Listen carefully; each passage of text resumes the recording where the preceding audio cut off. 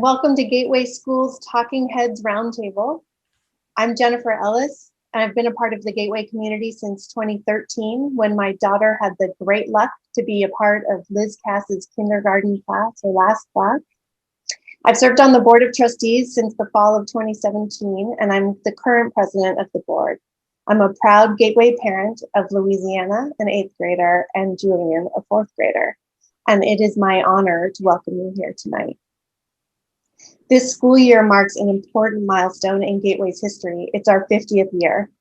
While our plans to celebrate our 50th anniversary have changed due to the pandemic, our wonderful and dedicated team at Gateway, along with my fellow trustees and parent volunteers, have come up with some really creative ideas for virtual events that will bring our community together safely. This roundtable tonight is our first community-wide gathering, and we plan to bring more events to you that will highlight our past achievements and share our future aspirations. For half a century, our school has been providing students with an exceptional educational experience. Gateway's mission is to inspire children to lead lives of purpose and compassion through scholarship and citizenship. And we are dedicated to living this mission for another 50 years at least. The theme of tonight's roundtable is Forever Community. And we have a wonderful program plan that will connect decades of students, families, and staff who have contributed their love and care to this truly special school. All of our former heads of school, as well as our current head of school, are here to share their experiences from their time at Gateway. We are so grateful and so thrilled that they could all join us tonight. And we are very happy that all of you are here. Now I'd like to turn it over to Michael Sikand. Michael is a student at the University of Michigan and the founder and CEO of Our Future, a multimedia company inspiring the next generation of business leaders. On his podcast, Michael sits down with legendary business leaders and founders who are behind some of the most iconic brands like Chipotle, Microsoft, the New York Times, and TikTok. He's a Santa Cruz native, and some of his fondest memories happened while he was at Gateway from kindergarten to 4th grade. Over the years, he's stayed in touch with the Gateway community and kept his classmates close, still seeing them regularly to this day. So here's Michael. Thank you so much for the warm intro, Jennifer. Welcome everybody to the Talking Heads Roundtable. And before we begin, I just want to say how thankful I am to remain connected to the Gateway community and how much the school shaped me, how much it shaped me while I was there, and how it continues to have an influence on me today as my life really revolves around relationships and building community. It's an honor to be celebrating 50 years of one of the most special schools on this planet. And for my parents in the audience, I'd like to thank you, Shiv and Catherine. I'd like to thank you for sending me to Gateway and just sending me to great schools my entire life, because there's no greater investment than education to allow young people to have the confidence, the wherewithal, and the knowledge to go out and be leaders and global citizens. So thank you so much for making that investment. And I'd just like to give a huge shout out to Karen Jensen, Petra Bryan, in addition to Jeremy King, who've helped shape this entire event, and can't wait to get the ball rolling. So today we are joined by the amazing head of schools at Gateway, including Hannelore Herbig, Peter Lewis, Kathleen Warren, David Peerless, Percy Abram, and Zaq Roberts. Hannelore Herbig founded Gateway School in 1970. She was head of school for 17 years. She's currently living in Medford, Oregon. After spending many years in Hawaii, I'm very jealous about that. She keeps track of Gateway from afar via the Gateway Family News and is learning new technology in order to stay in touch with friends. Very important nowadays. Peter Lewis was head of school of Gateway from 1987 to 2000. He is currently the head of school at the Winston School in Short Hills, New Jersey. He is looking forward to the future as he is retiring at the end of the school year after 48 years of being an educator, going out to Palm Desert. Very, very happy for you. Kathleen Warren was a teacher, vice principal, and assistant head of school at Gateway from 1984 to 2005. She was also the interim head of school from 2000 to 2001, earning her the seat on the panel. She currently lives in the San Diego area and is president of the Friends of the Encinadas Library. David Peerless was head of school from 2001 to 2008. He is currently retired and living in Saint-Nazaire, France. It's 1 a.m. his time, burning the late night fuel. And we're really, really hyped to have you here, David. Really, really hyped. Percy Abram was head of school from 2008 to 2014. He's currently the head of school at the Bush School in Seattle, Washington, which also just celebrated their 97th. He's an avid runner and has run a half marathon every month. Wow. Since Washington State went into lockdown in March. Zaq Roberts has been Gateway's current head of school since 2014.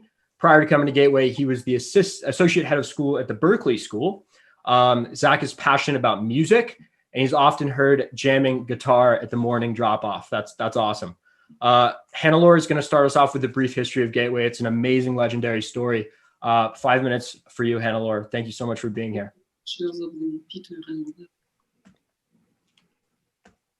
Anyway, well, so it's my turn. Thank you very much for inviting me to participate. I am just delighted to be here. And I must say that we came a long way. I'm sitting here listening to all of you, and I'm just in awe. If you hear the very modest, very simple beginning, you will understand what I'm talking about. However, I must take the credit for starting Gateway School, which I did, and this is how I did it. I came from Germany in 1968. My background, educational background, is all in German. And I was a kindergarten teacher. I taught at a college for preschool teachers. I taught in a program that the state of North Rhine-Westphalia put together. Children 6 years old entering first grade, many of them were not ready to start first grade. So I was part of a team setting up experimental classes to find out what we need to do and to get these children ready. So we called it a preschool, just like the preschool in the US. Anyway, I learned a lot during that time, what we need to change to make children successful. And these changes I was able to implement when I came to Santa Cruz in 1968. Was my freshly married husband, George. And the first thing I discovered that I couldn't teach in the US because all my credentials are German and they're not accepted in the United States. So my husband said, "Oh, this is great. So you will be at home." I said, "Well, I don't think I want to be at home. So I need to find out what else I can do." Anyway, I spent the first year visiting schools, talking to a lot of teachers. And about 4 or 5 months later, I was offered a job to start a kindergarten class as an extension to an existing preschool that was Farnhaven School at the Unitarian Center in Aptos. So they gave me one room and the use of all the other facilities like the social hall and a few extra rooms to expand. So this was my year where I could figure out what I could do to provide a kindergarten program that would be attractive to parents. It would be a wonderful place for children, safe and happy. to learn. I individually was interviewed by 10 parents who were interested in the program, and they're all enrolled. So that was a good start. So to set up, I spent the summer by getting free furniture from the school district. I bought little chairs, painted them blue. And then I also wanted to make the room nice looking. So I bought yellow, blue curtains. Mm-hmm. And these two colors became Gateway colors. So that was the beginning. Wow. Right. It is amazing what you did. And it honestly reminds me of entrepreneurial stories you hear. You went and collected a ton of data, a ton of feedback, and you executed upon that and built an incredible school. So just to move forward with our schedule for today, 2020 has been a year where we've leaned on our communities more than ever. And a hallmark of Gateway has always been the beauty and the strength and the compassion of the students, parents, teachers, administrators, and alumni. So what I'd love is for every head of school to share one powerful memory that really defines the Gateway community for them.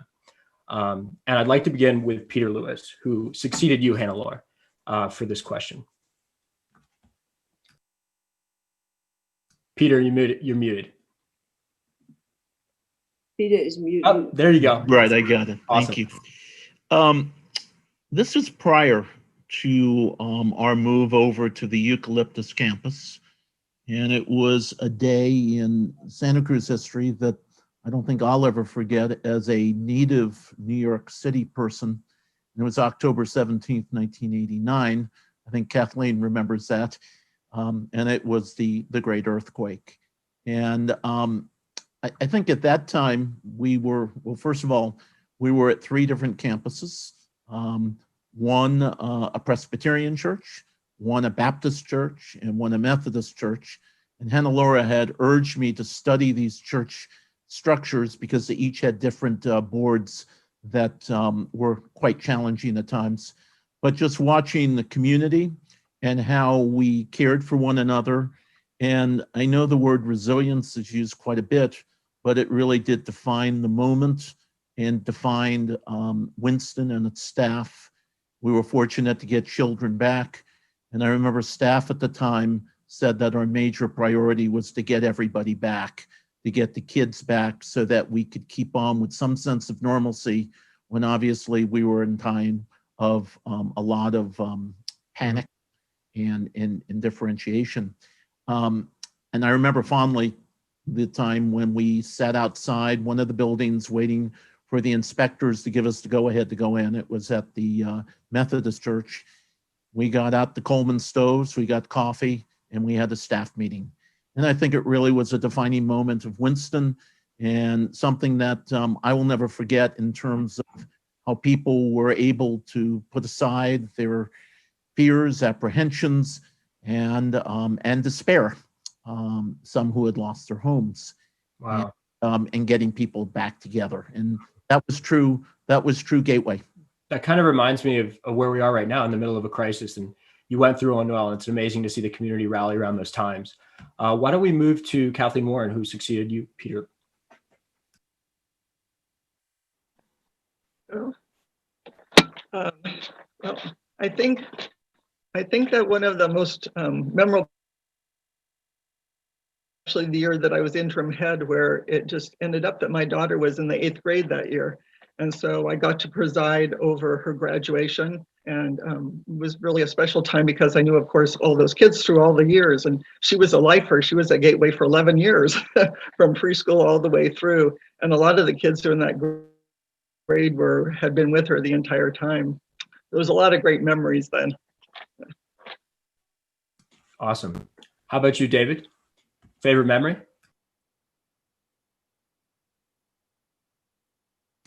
Just click the unmute button. There you go. Okay, there I am. You can see I'm really on top of the technology.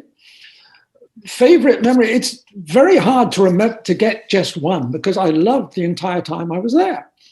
And the question that was sent to me was favorite memories of field trips, because there were a lot, especially the middle school went out for several days out camping in the wildernesses of Monterey or the Sierras or elsewhere, or the Marin headlands. I remember that one. But in fact, one of the things that really stays with me was with Patricia's class going down to the beach. And it was the spontaneous going out that was there. It was a relaxed thing. We could do it. And to me, that was something really special. And I still remember going down on the beach and the kids spreading out and finding useful things like seagull feathers and broken shells. And then we'd sit down and have a story, and it was a good time. Wow, fantastic. And before we make it back to you, Hannelore, let's go with Percy and then Zaq. Thank you, Michael. It's really, as David mentioned, very hard to imagine having a favorite memory of the times there. But I think one of the things that I will always cherish are, the conversations that I had with the faculty around inquiry-based education, around giving kids an opportunity to think through and discover their own passions. This is my third headship and my 25th year in independent schools. And this was the faculty that taught me the most about how to understand, listen to, and promote the emotional and intellectual academic needs of kids. Our conversations were not around where we were going to be located. The focus really was not around how we were going to move through the next day. It was what is best for kids, and they centered that so well. And I remember it not only as an educator and as the head, but I remember it as a parent. When I think about some of the people that are on this call today, Kaya and Julie and Caprice and Kurt, like these were people who not only taught my children how to love learning, these were people who taught me how to parent. And the attention to raising a whole child and knowing that a community does that is something that I have not found since. So you, as you know, Michael, it's a very special place. I also would say, being able to spend time in the Life Lab with Caprice, making food, having feasts and explaining to kids where the food came from was also certainly one of the enduring memories that I have, or enduring memories that I have. So, yeah. Yeah, it's so nostalgic. David talking about, the It's Beach trip, and you talking about the Life Lab and mentioning those great educators. Zachary, would love to hear your community memory. Well, like Percy and others have said, there are just so many. You mentioned that I play music at morning arrival, and I'm just thinking about the first day of school on this new campus in 2019, and how families arrived, and the look of joy in their faces as they walked up to our new campus at 255 Swift Street. We're greeted by the signage and the wayfinding and the pencils out front. And I think later that day, Kurt actually captured a photo of me looking out over the playground, watching the children at recess. And the joy of children really permeates this school and is so powerful. And I will link it to what is my favorite day of the year every year, which is Grand Friends Day, which has been held the day before Thanksgiving break. And just again, the joy of the children and the grandfriends sharing the lives and education of their grandchildren. That's my favorite memory of Gateway and of our community. Pretty amazing stuff. And it's interesting to see you kind of spearhead the new era of Gateway. Hannelore, I know I had to cut that amazing story of yours brief, but I would love to hear kind of a defining memory in those early days of the community for you. This is basically the support I got from the community. Support from parents, because we always said, we want one more year. They liked what they saw. And they said, we are willing to help. And having parents in the classroom was very, very nice. Then the teachers, I always felt the teachers were very happy at Gateway because they did not have to fill out Monday morning teaching plans or teaching lessons. They could teach the way they wanted to. We had a basic agreement, and they had the freedom to do what they wanted to do. So parents, and I also must say that all the churches I contacted, all three of them, they're very responsive, very helpful. And I had to spend a lot of time dealing with the churches, which everybody probably did, to make the church happy with what they provided. So, but I also think that the children, they felt very happy in their environment. And these were young, I was interested in young children. Never had the intention of starting a big school. I just wanted to have a kindergarten, preschool, maybe first grade. But then every year the parents said, one more year, one more year. So I had to fight off my husband. He always said, promise me no more expansion. And that never happened. So, and I basically want to thank you, all of you, head of schools, for picking up where I started and running with it. And you have done an incredible job. I just look back and I'm in awe. So it was for me just the beginning, but then you really made the school what it is today. Wow. And I'm very grateful for that. There's some incredibly kind words, Hannelore, to all the members of this panel. It's amazing what you've built and what it's become. An incredible story indeed. And indeed, the legends about you were true. So I'd like to focus the next question around the two most recent heads, Percy and Zaq. When you first arrived at Gateway, and this is going to start with you, Percy, I remember how much hype there was about you. You were a Stanford guy. You was buzzy. David was moving out to France and looking for a successor. When you arrived at Gateway, which one pillar of the community were you like, I really want to invest in this? And did that one thing you really wanted to work on, did that change as a priority? Was that always a priority until the day you left? Thanks, Michael. Just so the community knows, I actually had my own PR firm come to the school in advance to start that hype campaign. And it very much was immodesty on my part. So when I came to the school, I think the first thing that I wanted to do was really carry on the traditions of the giants whose shoulders I stood on.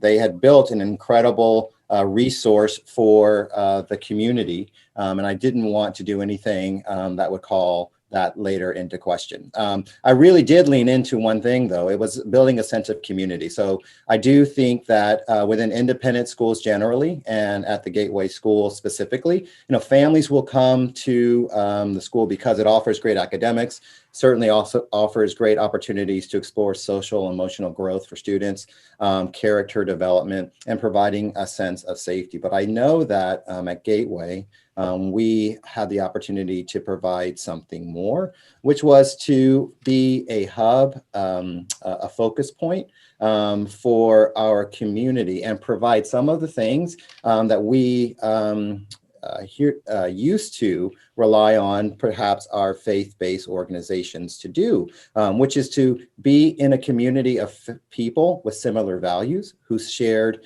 a similar view of the world. What we wanted to do was create smart, empathetic, courageous learners for the future that were going to go out and then change the world. And we did that through curricular activities in the classroom, and we did that through co-curricular opportunities outside of the classroom through sharing our stories. It's really one of the reasons why we started First Fridays, because I wanted our community to know what an incredible group of educators that we had and what were their stories that led them to Gateway and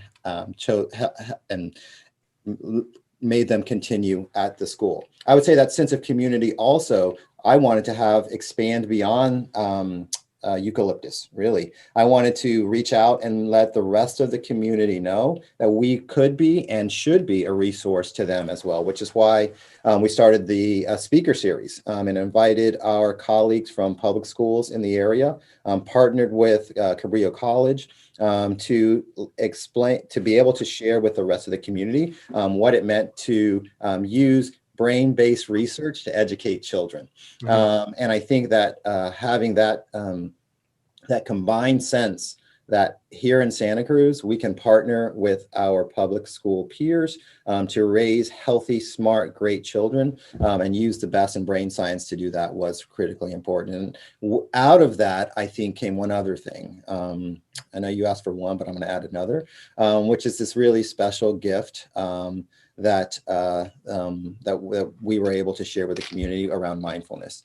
And I think that did come through our understanding really the brain science around how kids develop and using that as an opportunity for kids to calm themselves, to still themselves, to ready themselves, to steady themselves in order to be their best selves in the classroom. Absolutely. And that certainly, yeah. I developed my practice and I'm really grateful to have partnered with organizations to do that. Interesting. I love the analytical way you view education, and especially through the neurological way. It's a unique energy brought to the school for sure.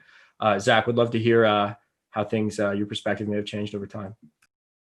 Well, when I arrived at Gateway, I really undertook to understand the school and conducted an entry process with over 100 interviews of faculty and staff, trustees, alumni families, focus groups, almost a dozen focus groups, talking to students, shadowing teachers, and really trying to drill down and understand the organization, having come from a very similar school, but knowing that I needed to be humble and find my bearing first and foremost. And Percy just rattled off such an impressive list of initiatives and programs. And it was a blessing really to walk into that.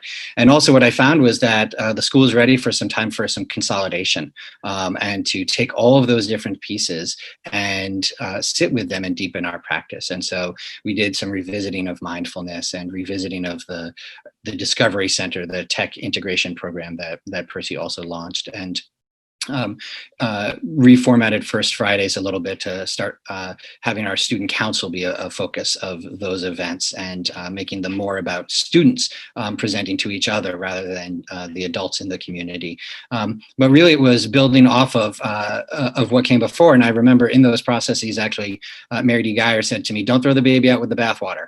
I know you've got a lot of new spit and vinegar in you as the new guy, but really understand what you've got here and how to build on what we have." And so I'll share a memory. One of the things that happened at that time, similar to this panel, is that my then chair of the board, Christina Falco, set up an event with 5 prior chairs of the board, Ginny Troyer, Lauren Tobin, Corey Ray, John Gervetz, and Pat Bush. And Christina and Mike hosted that, and sitting around in their living room, hearing all of these stories about the life of the board and understanding that, which I think most people who are not in administration of independent schools don't understand. That's 30 to 45% of a head's time often gets taken up with issues of governance and board and thinking about the strategic future. And so having that opportunity to sit and hear their stories about how they had navigated past challenges and bringing that back to our school. And of course, the site was a big one that took up those first 5 years of effort until we've landed here. Absolutely. I love the extension of mindfulness you carried on, just to connect back to what Percy said. I know you mentioned there's now a PA system at the new campus for those who don't know. And 8th graders lead mindfulness, which is a beautiful thing. Absolutely. So the next question is going to be a relatively quick one. David, I know you already touched on it, but it is going to be what was kind of your favorite field trip that happened at Gateway? And David, why don't you already said it's beach. Why don't you give us another example? Okay. I think when you say field trip, for me, anything that's outside the classroom can be a field trip. And so Life Lab was a wonderful example of it. And it's a hands-on, it's ability to get out and use all the senses. So often people in the classroom are dealing only with listening and reading. And yet when you get outside of the classroom, when you get outside of the building, you have the hearing, the seeing, the smelling, the touching. It's all in there. And that's so much of what was wonderful about Gateway was that the teachers, as Hannelore said, weren't limited to what a lesson plan would be. And if it was a good day, it was a good day to go out.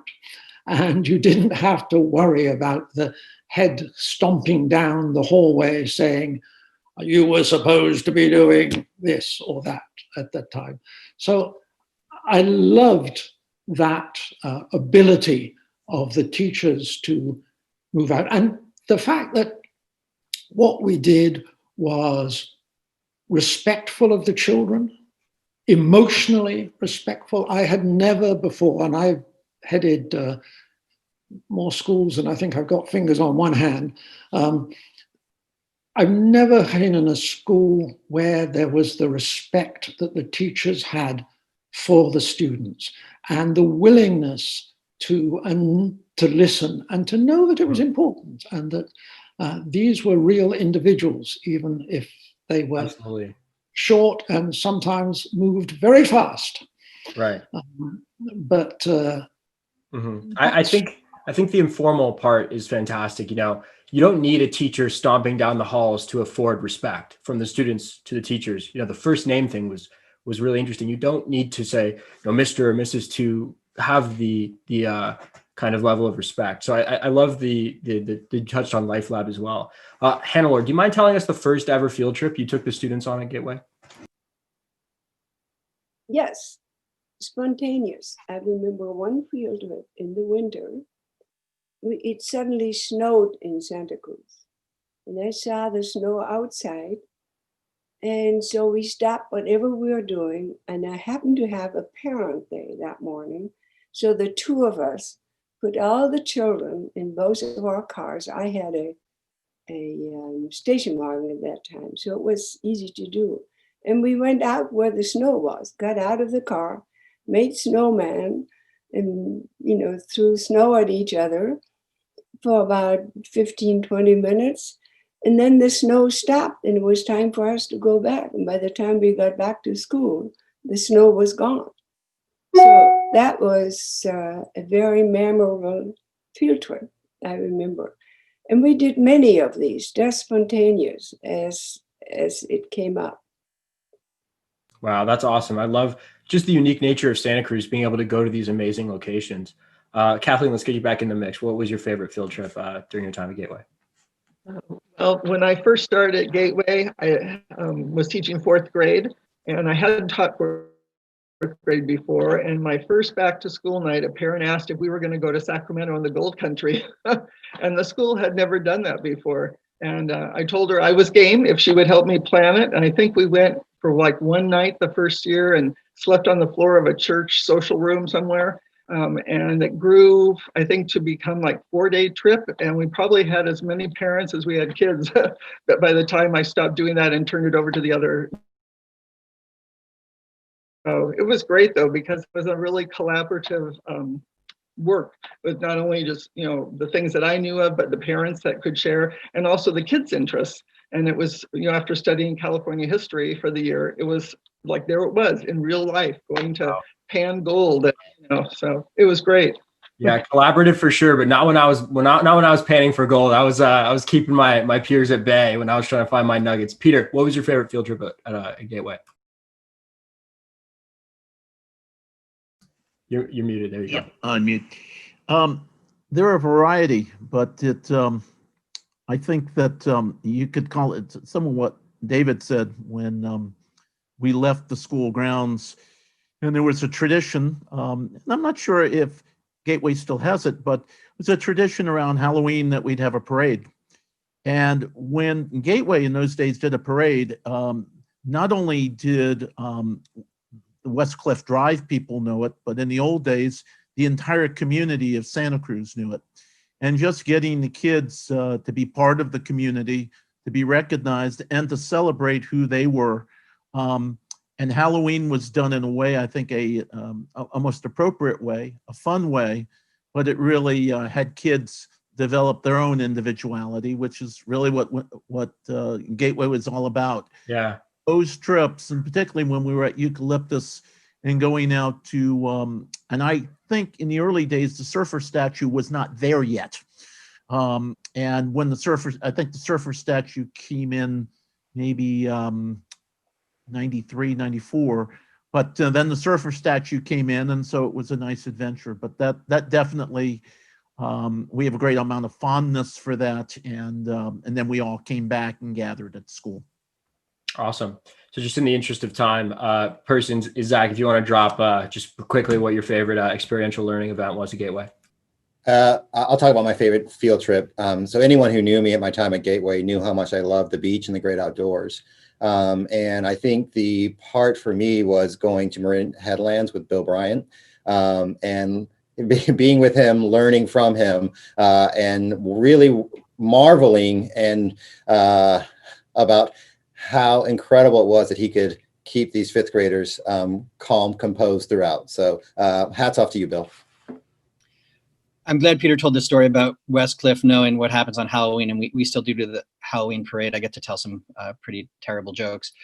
But that sparked my favorite memory of a field trip, which was actually 2.5 years ago when there was a national student movement to protest gun violence, and the student council leaders worked to organize a silent protest, and with the support of our middle school teachers. And I accompanied them out to West Cliff. They had signs, and we stood in the pouring rain for 17 minutes in support of gun laws and rational gun laws. So that definitely is my favorite memory of a student field trip. That's powerful. It's important to get students involved in activism and peaceful protest early on in their lives. So we're actually going to flip it back to Kathleen here, because what's interesting about what your impact on Gateway is, you served as an assistant head of school, as an interim head of school, as a teacher as well. What memory, maybe not memory, but what part about being head of school would you say different from being assistant head of school and as a regular teacher as well? What might have defined that role for you?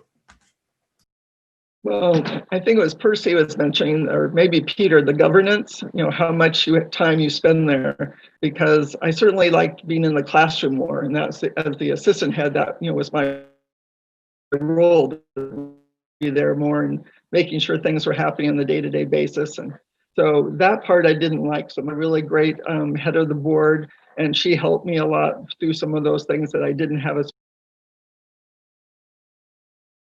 It wasn't my favorite year necessarily in some respects. Yeah, but we did do work on our.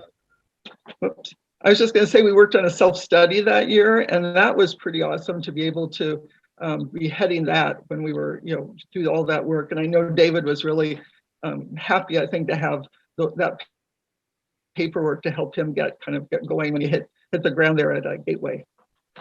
Yeah, certainly can connect that to something I've learned in my business and startup interviews. Going from a creator to an operator is different, right? A teacher to administrator is different. You're running things from the higher level as opposed to being with the students more. Let's go to Peter. What was your favorite part about being a head of school? Definitely the children, but I'll put it in the context of the board. I had tremendous boards. A couple noteworthy pieces. I think in my career, I've been at head of 3 schools. So I've been a head for 34 years. And I would say that Gateway School had the longest board meetings in the entire United States. I say that endearingly. But there was a lot about consensus building. And there was a lot about the visioning that we had in the early days. A couple noteworthy pieces is packing up the campuses and moving us to Eucalyptus.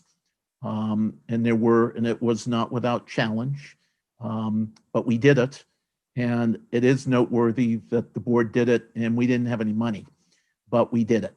And there was, I think, a real pride in doing that, but also an acknowledgement that it was going to be better for the school, and the school had so much potential, and the site was definitely something that could enhance that. Second piece was that the spirit of innovation and the development of the Life Lab program. And I remember when Kathleen and I met Caprice Potter, and we went, Life Lab program, last name Potter. We felt this was a sign. And Caprice took that program, and each year we developed, built, and it became just a mainstay. And then one very important notion is that the board and staff embraced accreditation. And when we embarked on that journey, Gateway had remained pretty much distant from other schools and associations. But I think we agreed at that time that the accreditation model and joining the California Association and successfully getting through accreditation was the right time for the school.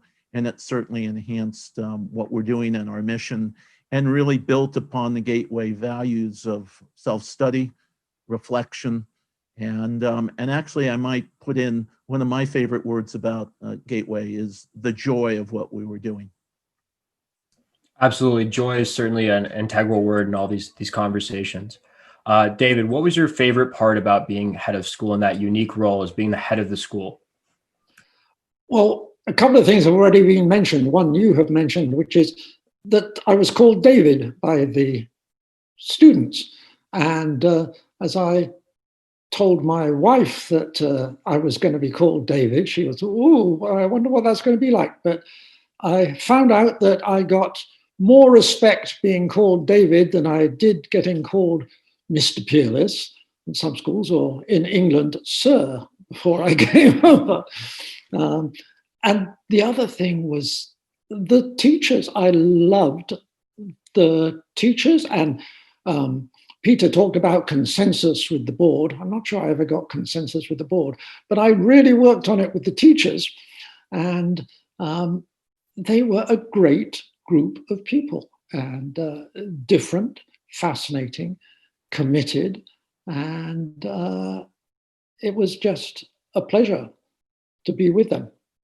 Absolutely. How about you, Percy? What was your favorite part about being the head honcho at a school? And you continue to be one. I would say that my favorite part of being the head of the head of Gateway School was being able to cut in line in the tetherball games. I always got to the very front really quickly by virtue of my position. Possibly leading the Halloween parade on campus. That was always a big honor of mine, and being able to, with my admin team, select the costumes. But David mentioned it. It's really the Peerless, no pun intended, faculty that we worked with that had a level of commitment that I have not seen previous, and I don't anticipate seeing in the future. And I think the work with the board too. So David mentioned that he may not have gotten consensus. I don't know that we saw eye to eye on everything, but what I did appreciate was their knowing their role in the school, remaining strategic and fiduciary, and not becoming operational. I felt like it was a real partnership that we built together, and they saw, because from the moment I stepped on Gateway's beautiful campus on Eucalyptus, they had in their mind, we're going to get off and find a permanent home. And they continue to work towards, they continue to be out in the community, engaging in conversations about how we could make this possible. And fortunately, they were able to do so with Zaq and his leadership. So there's no one great thing about being the head of Gateway School. I would say the other thing, because Gateway is a smaller school than the one I run now, was just being a part of everything, being a part of being in the classroom, doing observations, Also, working with Jeremy to try to troubleshoot a tech problem, coming in early because the power was out. Those types of things all were exciting to me. Awesome. Zaq, he chirped you. It's your turn. Yeah, thanks for those kind words, Percy. I'll tell you what's not my favorite thing is being head of school during a pandemic. That's a unique challenge and not one that any training really prepares you for. But I am so proud of our faculty and of our children and families for being flexible and courageous during this year. And that really speaks to the deeper values of this community. And that's the thing that I love most about being head of school here is being part of this community. I can use the word love. I can say I love you to the children and to the staff and to the families. And I'm comfortable with that. It's that expression of vulnerability and truth, the joy of children, as Peter mentioned, the intelligence and engagement of the faculty as Percy and David are speaking about, or Kathleen has mentioned the board. It's just an incredible community to be a part of, and getting to be part of that is a real privilege and very humbling. Thank you for sharing such wonderful insights and memories, everybody. Hannelore, to you now. Are you surprised that Gateway has lasted 50 years, or did you have full confidence from day one this thing would go on for decades to come? I was in full confidence, and I realized, first of all, I went through a lot of changes while I was head of school. It was just myself and a small group of children. And then we slowly added one class after another. And the process changed. The structure changed. I remember when I was told to become a nonprofit, you have to have a board. And it scared me. I said, oh no, I'm going to lose total control of the school. I wouldn't like it. Until I realized how wonderful it was. It was the support system continued. The support system that I was used to. Parents, and I always say I could not have done it without the parents. So these parents became board members. And we also had, same happened when we got parent organizations. Now I can't remember what it's called, when the parents group get together. What is that called? Anyway, doesn't matter. We call that the Family Association now. Yes, but thank you. I'm just in awe to listen to all of you. But what the school is like now, it was so different from my little classroom situation, or even 2 or 3 classrooms we have, the very beginning. So, but I'm just happy that the school had a chance to grow, and I just hope it will continue growing. I remember a conversation with somebody whose opinion I really valued. And I said, but when I was leaving, I told him, this was somebody on a higher level of education involvement. I said, I'm happy what I did, but I really have not started a school. We don't have a permanent building. We just don't know what the future is. And he told me, you don't worry about it.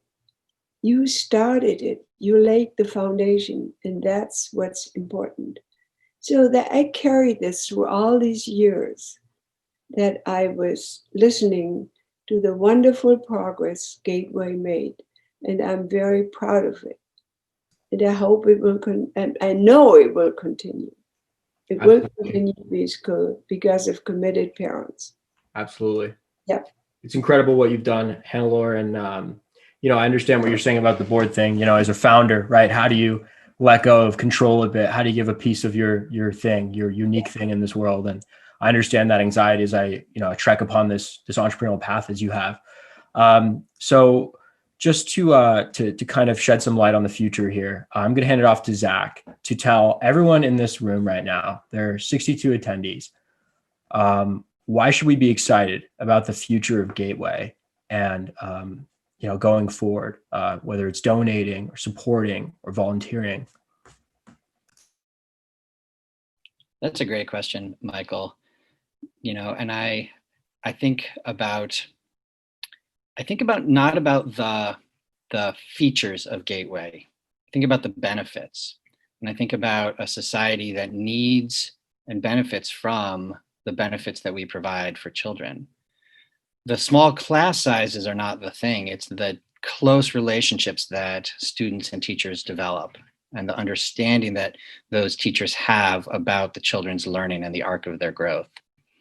It's not the fact of the incredible campus that we're on, but it's the creativity and innovation that the faculty are able to bring with the support of this platform.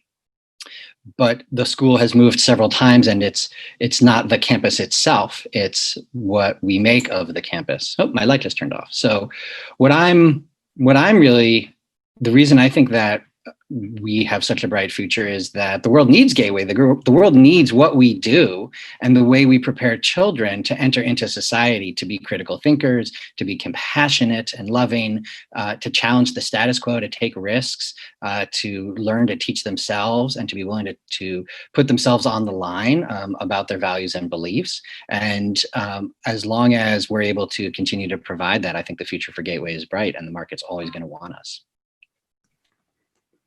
Absolutely. I love how you describe benefits over features. Features are small cogs in the wheel, right? Another startup tie-in. You're very visionary. Okay, guys, we're right on time here. We're right on time. This has been fantastic. Let's do some fast fire questions, everybody. What was your favorite restaurant in Santa Cruz? We're all missing in-person dining. When things open back up, say you were back in Santa Cruz, for those of you who aren't now, what restaurant would that be? First place I ate in Santa Cruz, Los Pericos. Oswald's. This is Peter. Our favorite restaurant was a place called Avanti. I don't know if it still exists. It's off Mission, but they made the best darn breakfast in the entire country. Mine wouldn't be in Santa Cruz, Moss Landing, Phil's Seafood. Really like that place. We like Cloud. It used to be downtown. Don't know if it's What was it called? Clouds. Clouds. Yeah. My favorite restaurant was Shadowbox in Capitola. Oh yeah, I can't wait to go back. The gardens are amazing. Wow. Okay, everybody. Favorite smartphone app? Percy, go. The mood meter.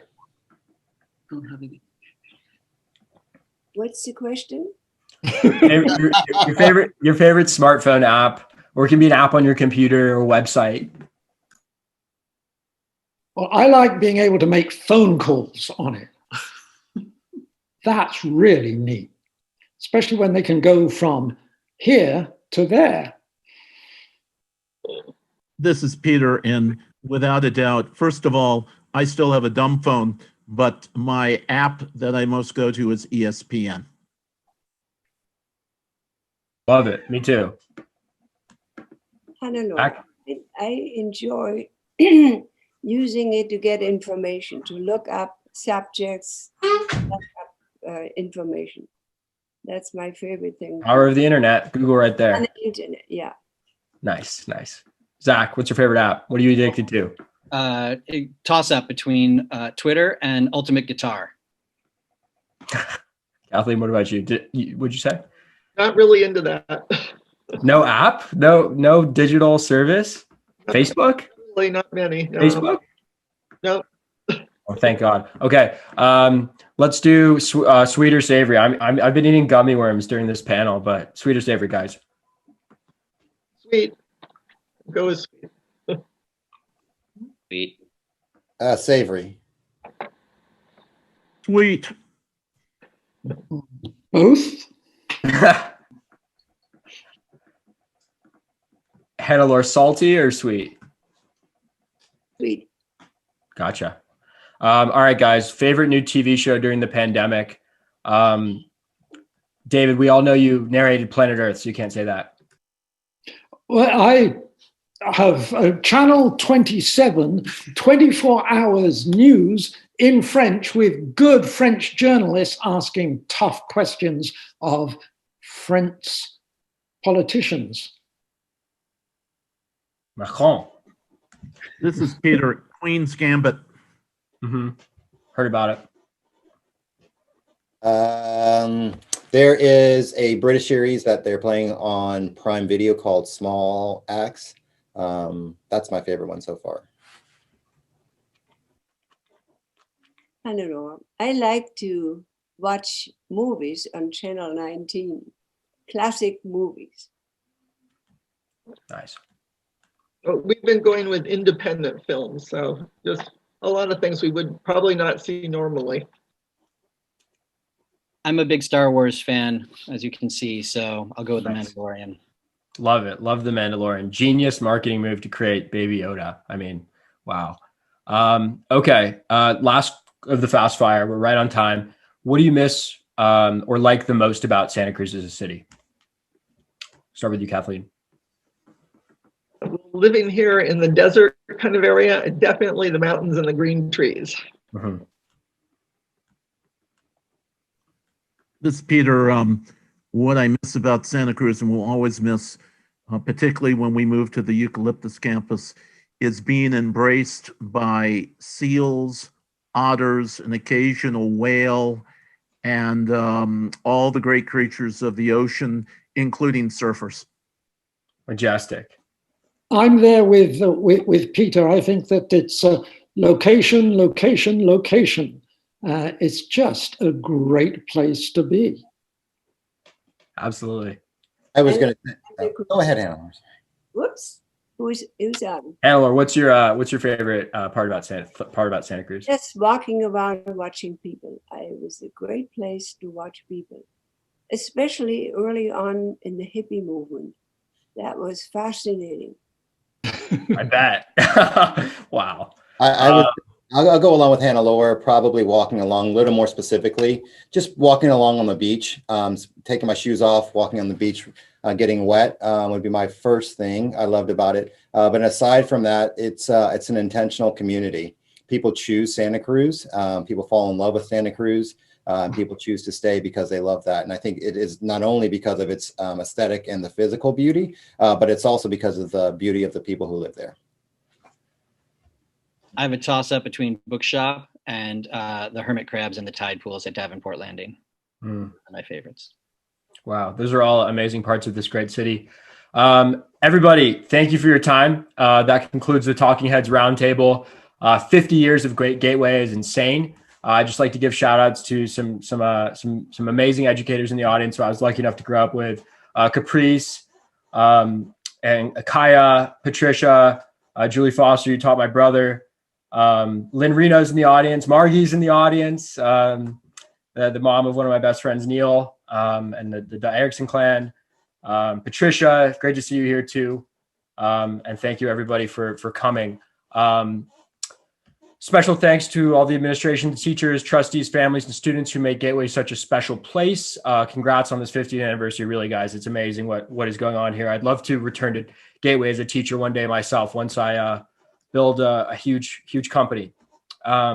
Please stick around for the slideshow, everybody. Some nice memories and some nostalgia. And it was an absolute honor to be here. Thank you, everybody.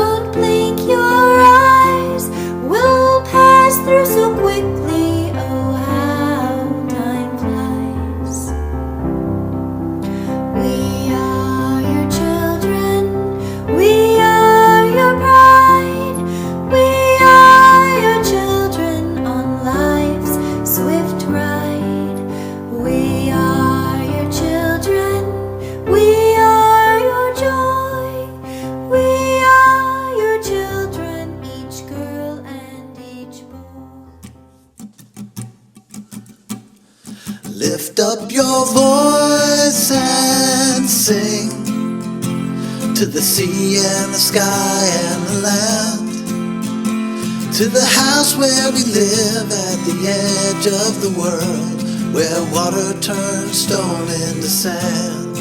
And when you leave this place, for stories and songs of your own, remember the cliffs may crumble, houses may fall, but it's love that makes this our home. Yeah, it's love that makes this our home. Butterfly stands on the milkweed, the olive tree stands aground, the frogs in the pond keep carrying on, the old bell rings out a sound, and the little ones teach the old ones, the old ones teach the young.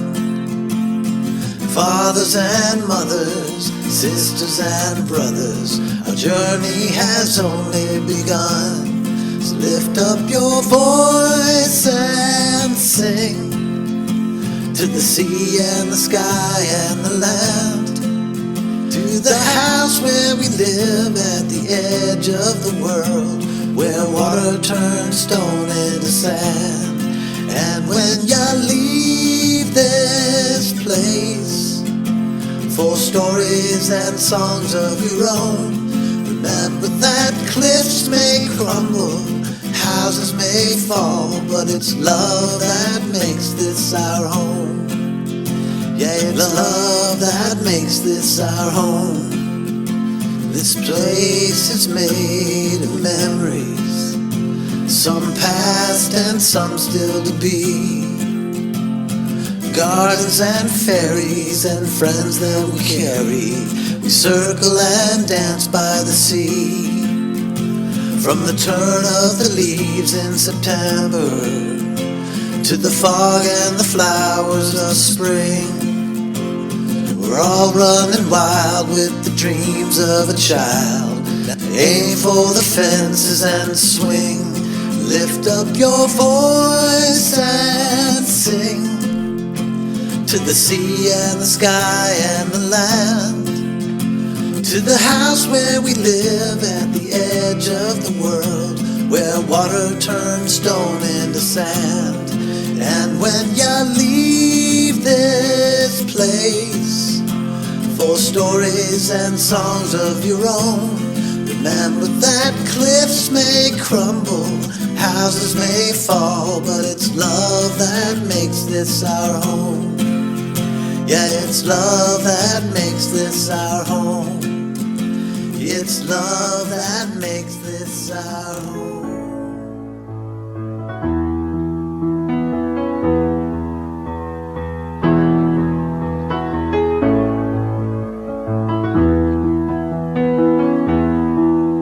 May the good life be with you down every road you roam, and may sunshine and happiness surround you when you're far from home, and may you grow to be proud, dignified and true, and do unto others as you'd have done to you. Be courageous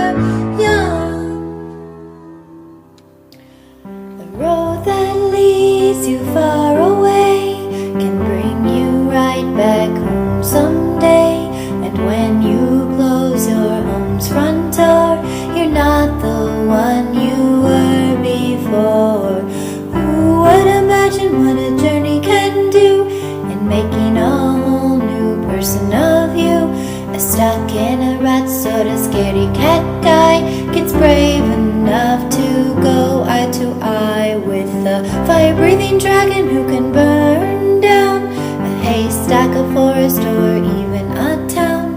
And when you close your home's front door, you're not the one